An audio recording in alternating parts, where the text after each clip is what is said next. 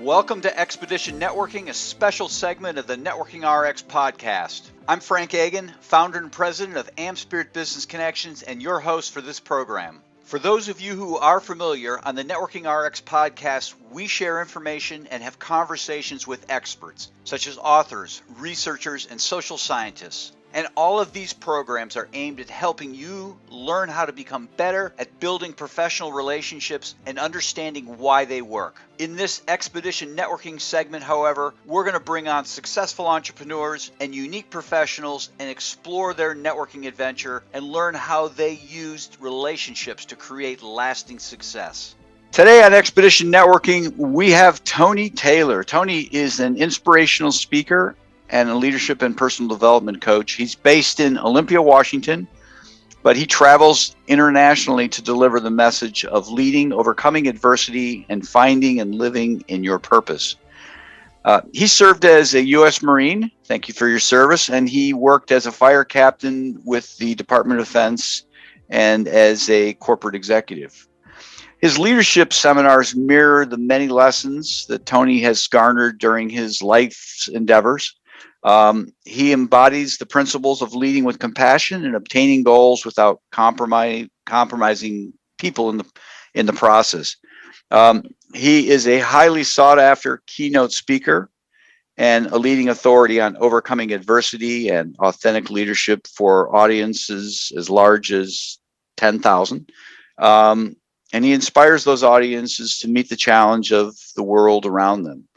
He highlights the importance of believing in yourself and surviving at all costs.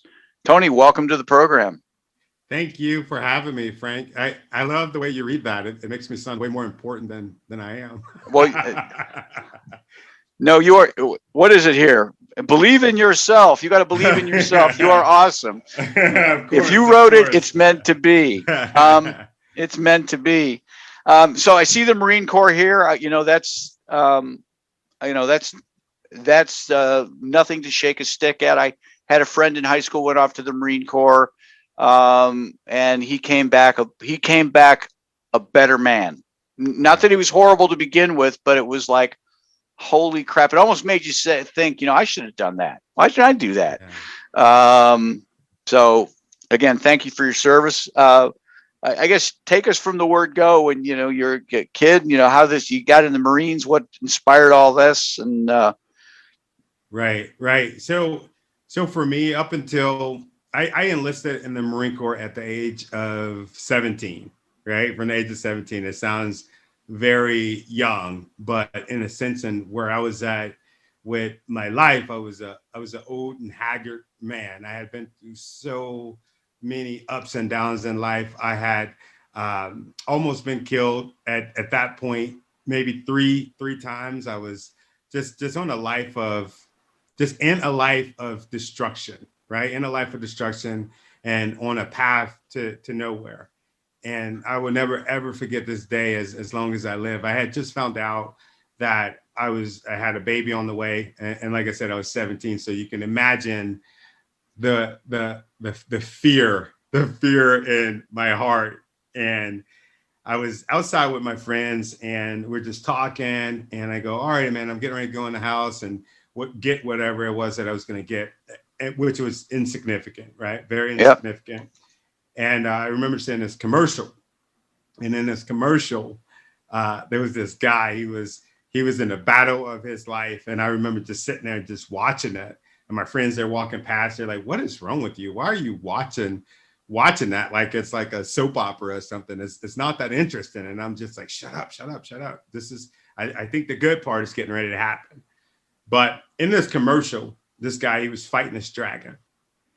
And every time, he would think that the dragon had defeated the dragon would rear his ugly head. And he was bigger, stronger, faster than before. And I started thinking, man, this is everything that I got going on in my life. This is every piece of me. Like, I got demons, and I thought about, the demons that I had on my back, the demons or the monster, just the things that the turmoil that I was going through as a 17-year-old kid. Well, now man, because I was going to have to be a man. And the end of the commercial, it was a commercial, it wasn't a movie. I Right. thought it was a movie. So at the end of the movie, this guy stands up and he puts on this uniform. He didn't put it on, well, it magically appeared on him. And he was just like strong and he was just like this different person. And I just said, man, if he can do that, I can do it. Right. And that goes to show that they had, good, it was a good commercial because they achieved, they, they obtained their objective.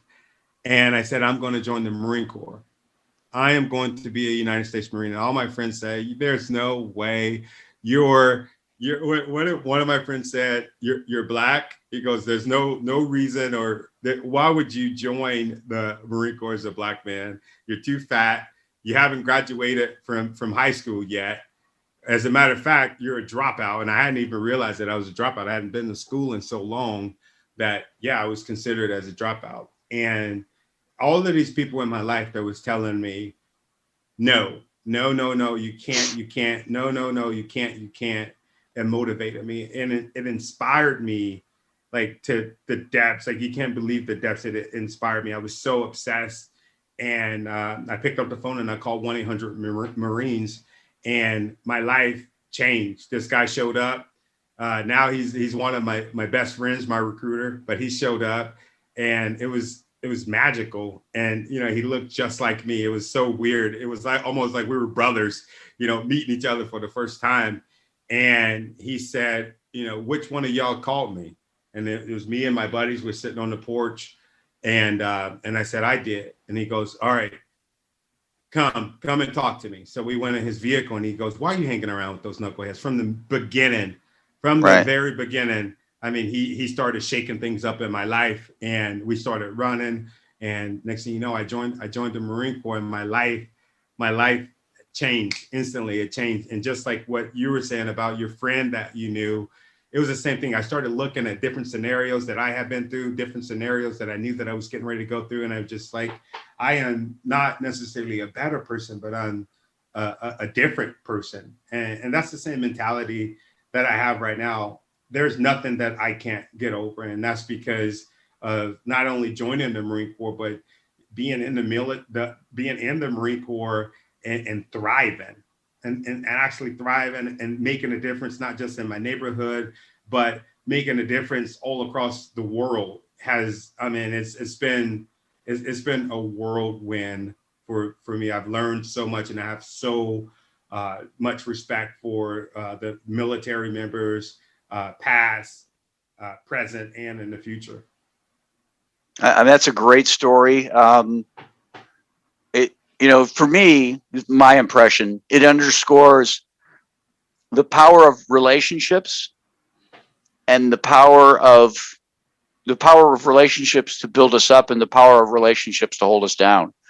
Because your recruiter's right. You probably, and nothing, I've never met these people, but if you had hung around in that crowd, you would still be in that crowd, still be on that porch, maybe. I'd be in the ground. Okay. I'd be in the ground. Most of the friends that I grew up with, they're literally either dead or in jail. And I get chills just thinking about that because that's something that my mom would tell me. There's no future for what you're doing right now. You only have two options. Either you're going to be in jail or you're going to be dead. Sorry, I didn't mean to cut you off, but yeah. No, it's thank you. I bet your mom was really happy when you went off to the Marines. Yeah, she was. It was funny because she would get comments from other people in the family, outside the family friends, why are you letting him join the Marine Corps? And she would say, let him?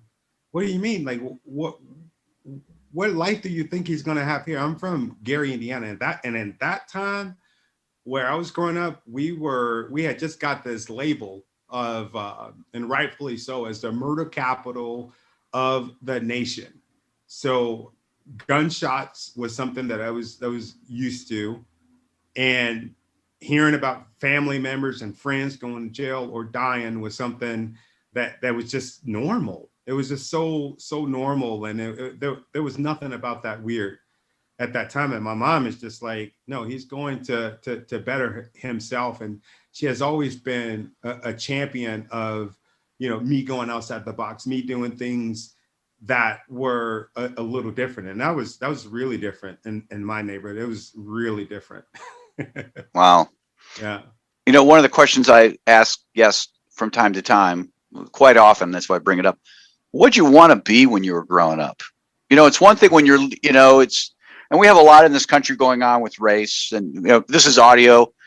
Tony's a black man. I'm a white guy. If you haven't figured it out yet. So we have a lot going on with race. I grew up, my father was a college professor, so I had a different, wow. I had a different mindset, and a different, what was the vision that you had?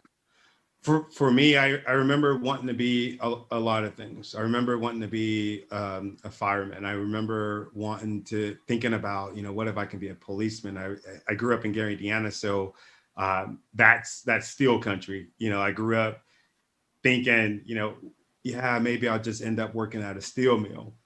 But ultimately, unlike yourself, my father was a drug dealer. So in the back of my mind, I always thought that, I can grow up and be this famous drug dealer. That's what my goals, that's what my aspirations were. And I remember watching movies in the early 90s, movies such as, Boys in the Hood, Menace to Society, and me and my best friend next door, we're pretending, to be those characters on the movies instead of, some of the positive characters. And that played a lot. That played a lot with, the things that I did as a child, the things that I got in trouble for as a child. So making that transition to saying, you know what, I want to join the military, it was an easy one for me. It was easy, but it was hard for everybody else because they couldn't fathom, me going and putting on a uniform that wasn't the steel mill. They couldn't fathom not visiting me behind bars because, that's certainly if I would have kept going, that's certainly where I would have been. Yeah. Did you have a job growing up? Any jobs growing up? Yeah. Or was the Marines your first, hey, I'm doing something? The Marine Corps was my first, I would say the Marine Corps was my first big boy job. Okay. But I cut grass. I was that kid. I was that kid in the neighborhood with a gasoline and a lawnmower. And I was going from door to door, cutting grass. There's I never forget, I made $1,000 in a weekend. And wow. I worked so hard. I was so dirty, but I was so happy. And I felt so much pride. And I remember getting a job, working at a car wash. I quit the first day. I got a job. I worked at Dunkin' Donuts. Dunkin' Donuts. I didn't last too long at that. We're talking about 15, 16-year-old kid. But the Marine Corps was definitely my first real job, my first sense of this is for me. This is my purpose. I actually belong here. I knew that I didn't belong washing cars. I knew that that it wasn't my purpose, to work at Dunkin' Donuts. Nothing against working there, but I just knew that it wasn't for me. Just like I knew that it wasn't for me to work at a steel mill. That's something else that I forgot too. I worked at a steel mill. I wasn't old enough to work there. I think I was 16 years old. And of course you got to be 18, but I worked for a contractor that got me in there. And I would come home every day I think I worked there for a few months. I would come home every day. My face would be pitch black. My whole body would be black from the sweat of working in that place. And it was terrible. I was so tired. I would work until probably 3 and 4 o'clock in the morning, wake up and go to school. But I knew that wasn't for me. I knew that wasn't for me. I knew it was somebody's purpose, but not my purpose. Wow. Well, speaking of purpose, let's transition over and talk about your business. You're the inspiring international speaker, and you certainly do other things. Personal development coach. I guess talk to us about the business, types of things you're looking for, Yeah, just share, please. Where are we going? Yeah. So after I got out of the Marine Corps, I got a job working for the Department of Defense fire department, and I rose through the ranks fairly quick. I was probably one of the youngest captains, the youngest captains in the state, and I got to that spot, and I just like, you know what? There's something more for me, and that's almost kind of been the theme of my life. There's something more for me, and I went and I started working in corporate safety. I rose to the ranks in corporate safety. I think I was probably the the company that I was working for, probably the number 3 at the company. And I remember hearing that voice in my head, this is not for me. There's something more for me. And I started just kind of looking at my life and trying to figure out, the different points of my life that I felt were meaningful, not just for me, but for other people. And it was my speeches. I was in charge of pulling the whole company together on a weekly basis and delivering these speeches, sometimes in front of 1,000 employees. And it was the highlight. It was the highlight of my week, the highlight of my life. I loved doing it. And I would talk about many more subjects other than just safety. And it would, the president of our company, I mean, it would kind of tick him off a little bit, because I would be going for an hour, just going, I believe in you. I believe in you. We can do it. You have something so much better in your life, and just going at it. And maybe about 10 minutes of safety, good safety, but maybe about 10 minutes to that. And there was a young lady that came up to me, and she said, Tony, you know what? I was getting ready to come and talk to you, because we have an employee that, she's planning on quitting her job, and, she's an alcoholic. She hasn't drunk for the last 3 years, but she's going to quit today. And I don't think that she is going to just quit her job. I think she's about to quit life. And she told me this, and I'm like, okay, all right, thank you. I really appreciate you, for letting me know this. And probably about 20 minutes later, that the lady that she was talking about, she came and she said, hey, Tony, I want to talk to you. So we went in my office, and she said, I think that you saved my life. I was about to quit. And I said, I know. And she goes, what? Did God tell you? And she had this this deep accent, this really deep accent. And she goes, what, did God tell you? And I go, no, God didn't tell me. Sylvia told me. And she goes, oh, Sylvia's big mouth. And I said, no, I'm glad that we're having this conversation.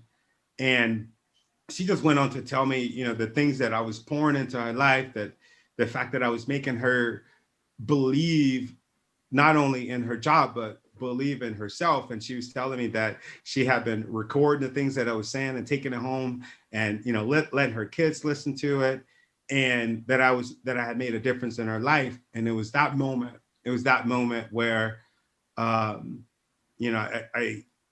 lost it. I lost it internally, and I just said, this is what I need to do. This is my purpose. This is my calling. This is that calling that voice that I've been hearing my whole life.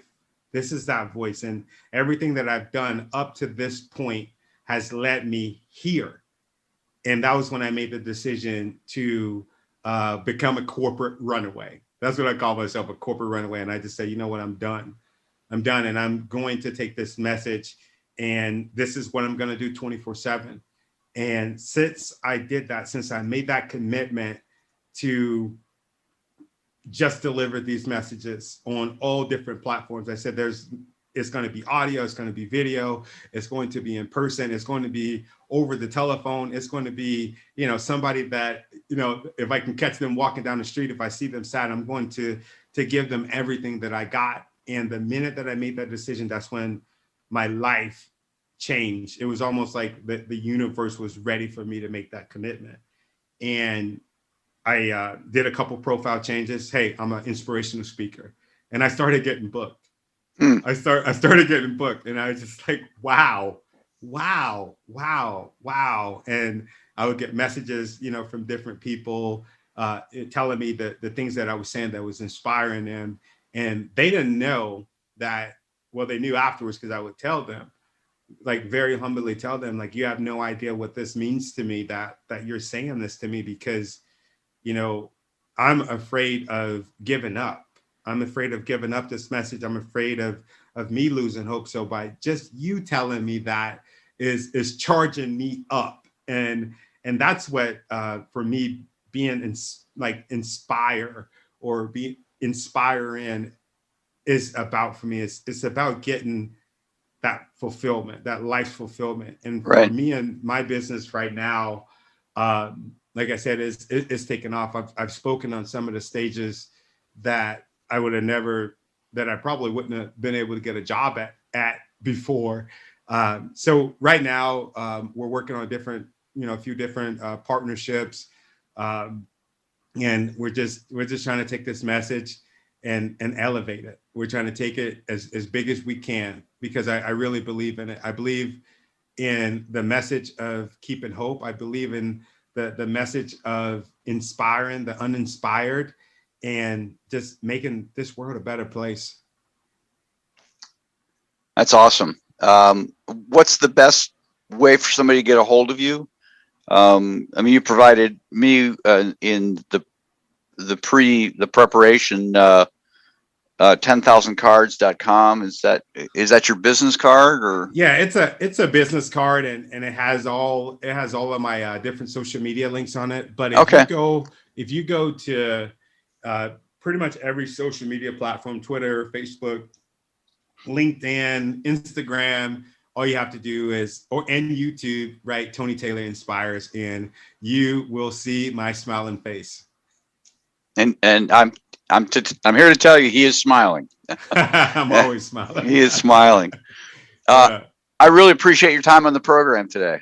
Thank you for having me, man. I love looking at your smiling face as well. To wrap things up, remember, we're looking for some enterprising business types to join our team as franchisees of AmSpirit Business Connections. Our franchisees work with entrepreneurs, sales representatives, and professionals in their area to help them become more successful through networking and the exchange of quality business referrals in a structured weekly morning meeting. This is a unique franchise opportunity, you see, because these meetings are in the morning. A successful business type or professional can add this franchise opportunity onto what they're already doing. Again, all of our franchisees do something else. For a couple hours in the morning, a few mornings a week, these franchisees work the AmSpirit Business Connections model. The rest of the time, they're attorneys, accountants, realtors, coaches, and consultants of various kinds. The wonderful thing is that not only do our franchisees realize a financial gain from operating the AmSpirit Business Connections model, but the business networks that they build and develop become a great source of referrals for their primary business as well. Perhaps you know someone, perhaps you are that someone. Whatever the case, to learn more about the AmSpirit Business Connections franchise opportunity, please contact me using the email in the show notes or the one we provide at the end of this program. Thanks for joining us on the Networking RX podcast. Please put what you've learned into action today and let us know if you have questions, comments, or ideas for future topics. You can email them to us at podcast@amspirit.com. That's AMSPIRIT.com. Finally, so you never miss an episode, be sure to subscribe to the Networking RX podcast through iTunes, Overcast, or however you receive your podcasts. Now get out and network with someone. The Networking RX podcast is the copyright production of AmSpirit Business Connection. All rights reserved.